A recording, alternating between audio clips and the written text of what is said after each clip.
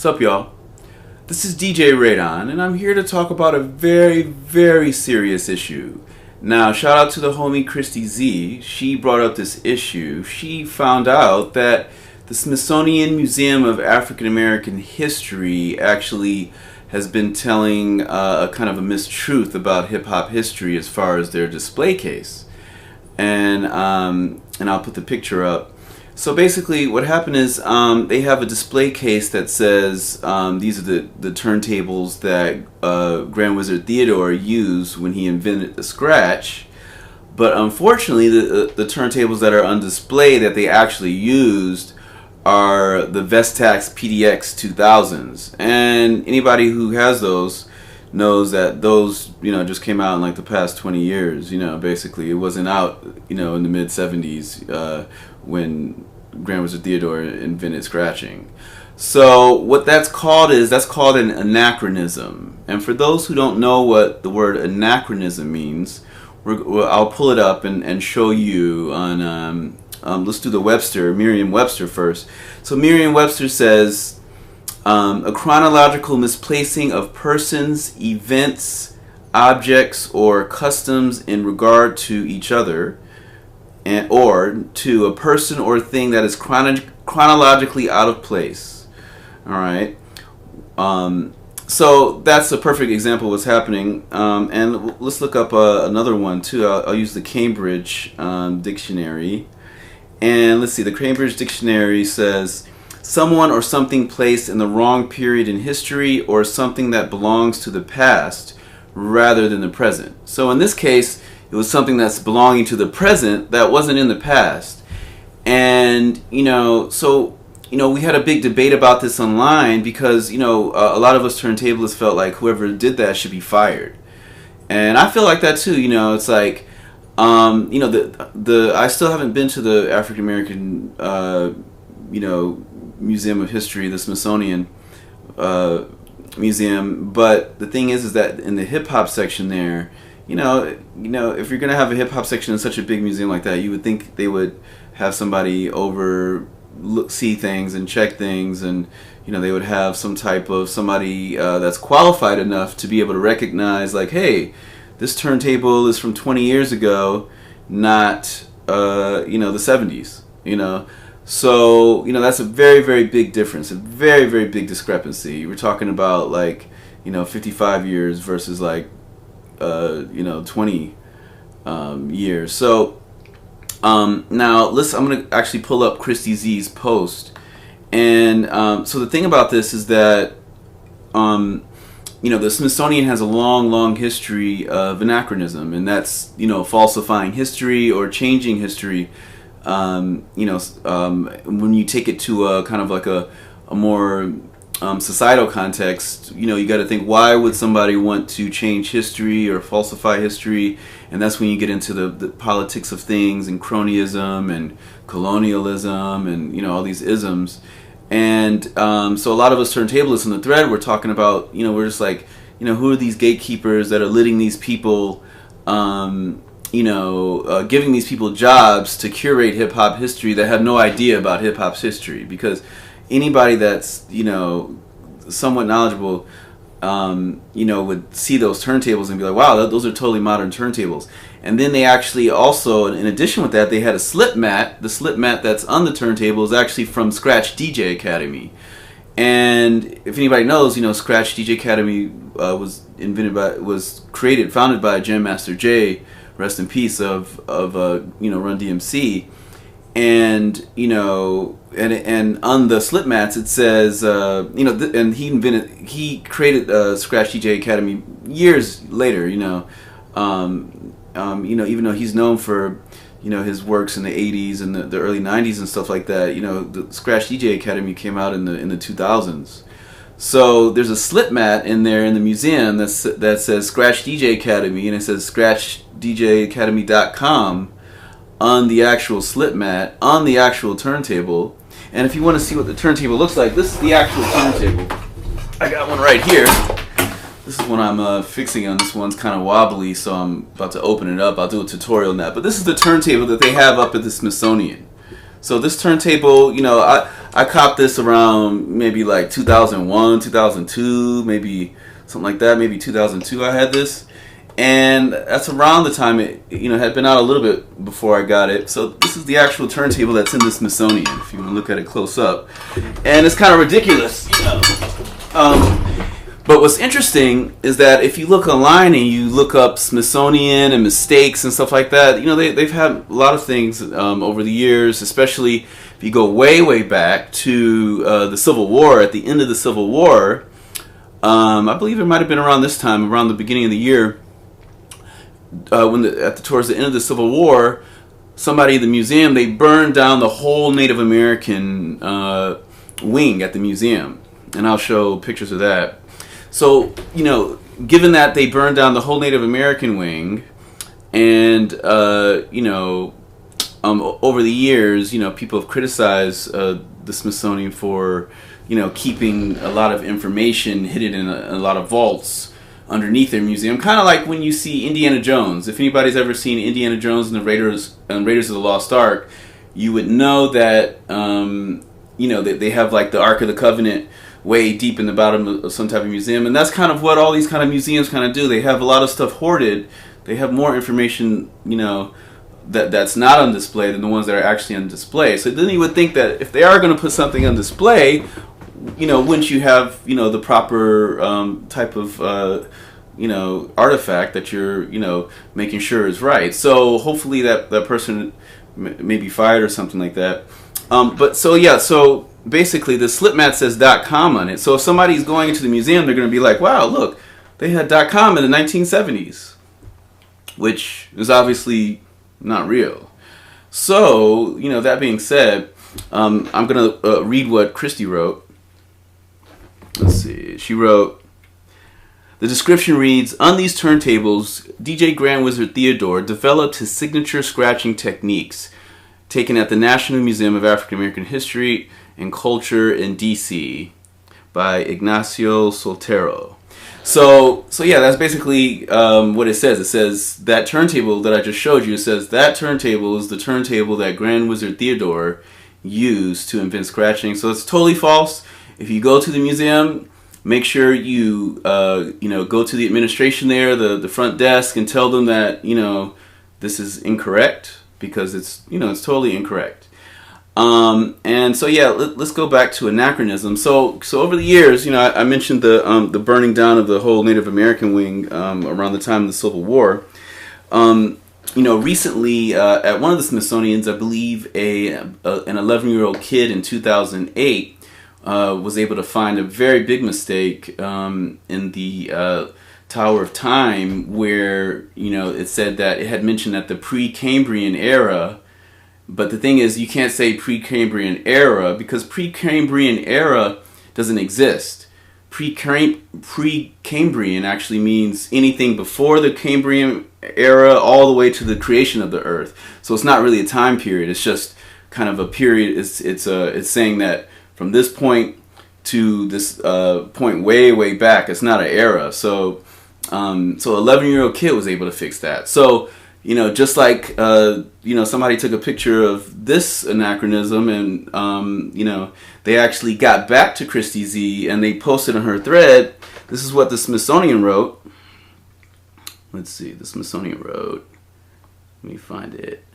Okay, so it says, thank you for notifying us. We are currently updating the label to reflect a more accurate description of the object on display. So, if you think about it, they're just saying that they're going to change the descriptions to fit the new turntable instead of actually just going and finding the old original turntable. I mean, it's like, yeah, it might be hard to find. You can go to eBay, and I'm not sure what the exact model number is on Grand Wizard Theodore's tables, but obviously Grand Wizard Theodore would know. So all they have to do is make a phone call and ask him what the model was. He just tells them the model. All they have to do is go on eBay. And I'm sure they have it in their endowment to be able to pay what, I'm not sure how much those might cost, but I'm sure it's just a couple $1,000s. And I'm sure they could buy those. They could buy those, and they could buy, the mixer and stuff like that. So, it just shows that they're just being really lazy. It's a very, very lazy thing for the Smithsonian to just be like, hey, we're just going to maybe we'll just change the description to fit the improper artifact. So it just goes to show that, as far as hip hop history is concerned, the people that created hip hop are obviously not in control of, these kind of display cases. And the people that are part of hip hop culture are not in control of these display cases.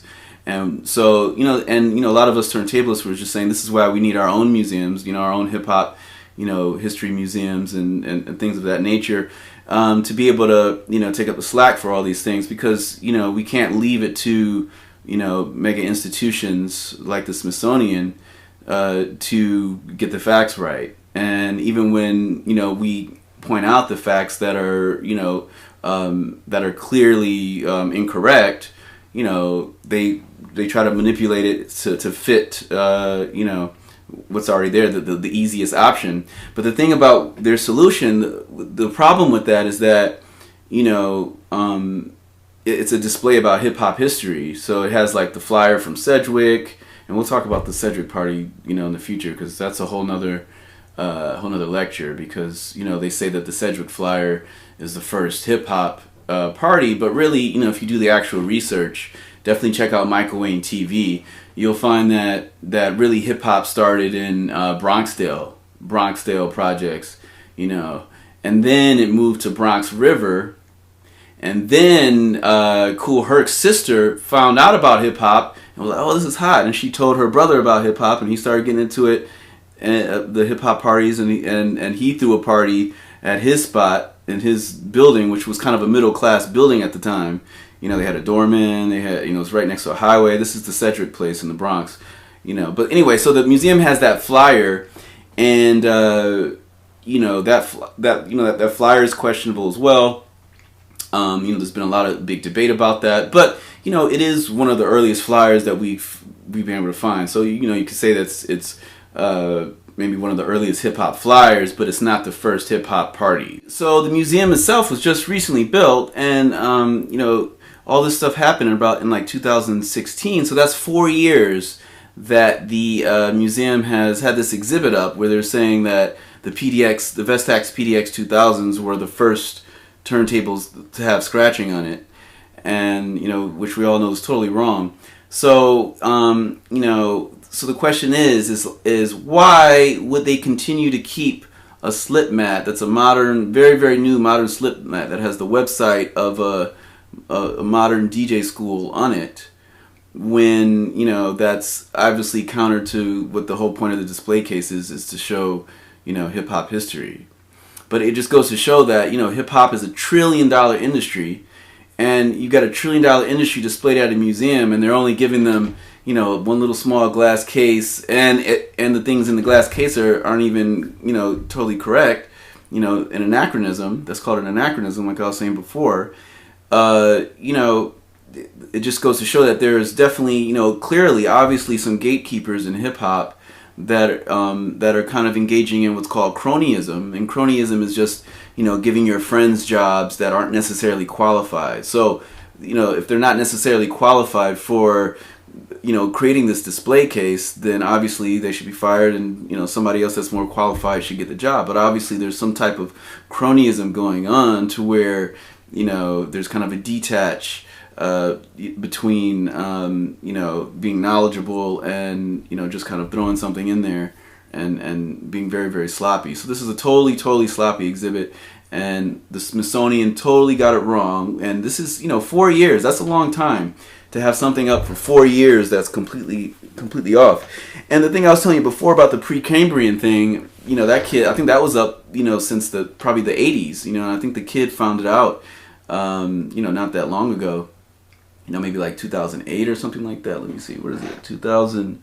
Yeah, I think that was 27 years ago, and he found it out in 2008. So it had been up for 27 years. They had something completely wrong up for 27 years. In hip hop's case, it's 4 years, and hopefully they're going to get on this and they're going to change it. But even if they change it, it just still doesn't make sense, because they're still showing a modern turntable, and they're just going to say, oh, okay, these are modern turntables now, or something like that. But this is like, yeah, if you're a museum and you're the biggest museum in the world, one of the biggest museums in in that region or whatever, you would think they would try to get the facts straight. So I'm gonna go to what I wrote about it. So when they wrote that, I'm gonna go back to what they said. So they said, "Thank you for notifying us. This is from the Smithsonian National Museum of African American History and Culture." They said, "Thank you for notifying us. We are currently updating the label to reflect a more accurate description of the object on display." And Stephen Pang wrote, "Well, why not change the object to the 1970s turntables? That would be more appropriate to show how scratching was born from experimentation and imagination." Right? That makes a lot of sense, because when you look at this turntable, when you look at this, it's like, look, it's already got all these crazy advanced turntablist features on it that weren't there in the 70s. It's got ultra pitch, like plus 50, minus 50 pitch. That that stuff wasn't. Nobody had that in the 70s. Nobody had that in the 80s. People didn't have that in the 90s, really. It's just the turn of the millennium when all this stuff came out. So, and reverse switch on here, it's got plus 10 pitch control, it's got the straight arm neck, it's just like, that's completely, it's just completely off. So, and it has nothing to do with what the exhibit's about hip hop history, because it's a very modern thing. So once again, for those that don't know, that's called anachronism. All right, so I totally agree with Stephen Pang. And then, and I wrote too, I said, please don't forget to add that archaeologists in the 1990s had discovered that Black Americans were also living in California about 130,000 years ago. So this was a new find that, that they found this in the 90s, and we're just finding out about this now, through the slow dissemination of information within the archaeological world, and just kind of colonial forces that are kind of trying to kind of subvert a lot of the real the data that's out there. So you guys might want to check out Michael Cremo. Michael Cremo is a really, really sick archaeologist. He has something called Forbidden Archaeology, and he just kind of goes into, I'll put a link to that.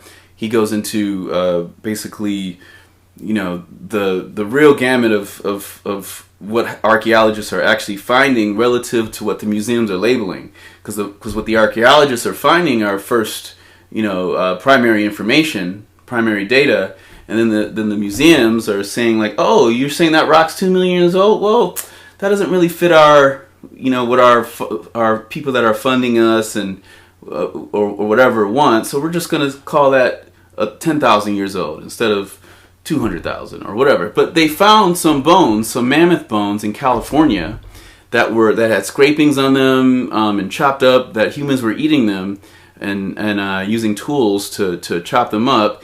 They found that in the 90s, and that's not included in the Smithsonian Museum. So it's just like, that just doesn't make sense. So, just on a lot of levels, the museum, has a lot of points that, in places that it could change. And, people have also criticized the museum for being racist, for a lot of different, smaller things that are, details that are within the museum, if you've ever been to the museum, and I'll put some links to that. But basically, so I said, please don't forget to add. So this is me talking to the Smithsonian person that replied. I said, please don't forget to add that archaeologists in the 1990s had discovered that Black Americans were living in California about 130,000 years ago, and that the Lucia woman, who is about 11,500 years old, is the oldest known human skeleton from the Americas, and that was found in Brazil. And she was found to be a Black woman. So please add these artifacts to the museum. Thanks. So I was just, kind of being cheeky or whatever, but I was serious that, they need to add all these artifacts that they're not adding. And this is why we need our own, hip hop, history museum. That's run by hip hop people, because the one that they're proposing now in the Bronx, all that stuff, that's just going to be in basically like the lobby of like an apartment building. It's not going to be an actual museum that's its own actual edifice that's like, hey, this is the hip hop museum. It's just more of a a community complex, and maybe like the first 3 floors or something like that are like the hip hop gallery museum type of a thing. And that's cool. It's a start. I'm not down on that thing, but it's a great thing. But obviously, hip hop is a $1 trillion thing, and I think even like Samsung has multiple museums. So it's like if Samsung has multiple museums, you would think hip hop would have 3 museums. If Samsung has 3 museums, why can't hip hop have 3 museums? But Samsung is pretty big, obviously. But yeah, so now I'm gonna go to what I posted about it. And it took like a week or so maybe for that person from the Smithsonian to get back to Christy Z. And so this is what I wrote about it. I wrote, so once again, the Smithsonian Museum of African American History and Culture has been caught red-handed lying about black history. These turntables in the picture are from about 2 decades ago, Vestax PDX 2000s, yet they are incorrectly listed as turntables from the mid-70s, used by Grand Wizard Theodore when he invented scratching. Now, this is the same institution that used racist tropes in the past, as well as accidentally burned down the entire Native American wing around the same time of the Civil War, the end of the Civil War. Remember, misinformation is in fact propaganda.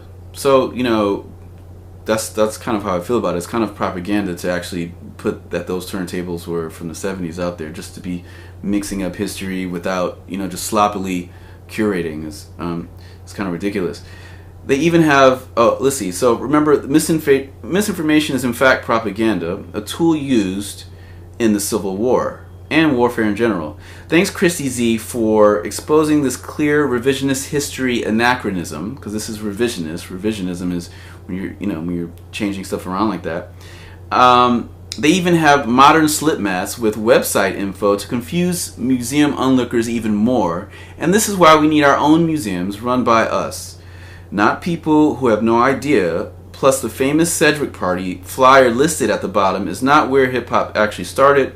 The Cedric building was not the hood then. It's been proven that hip-hop started in Bronxdale projects, then moved to the Bronx River, then Kool Herc's sister heard about the hip-hop craze, told him about it, and then he threw that party at Sedgwick. This is clear proof we must control our own history. Peace, y'all. Hope y'all are having a great 2020. And expect a lot more videos like this. I'm going to do a lot more straight lecture stuff like this. So, peace.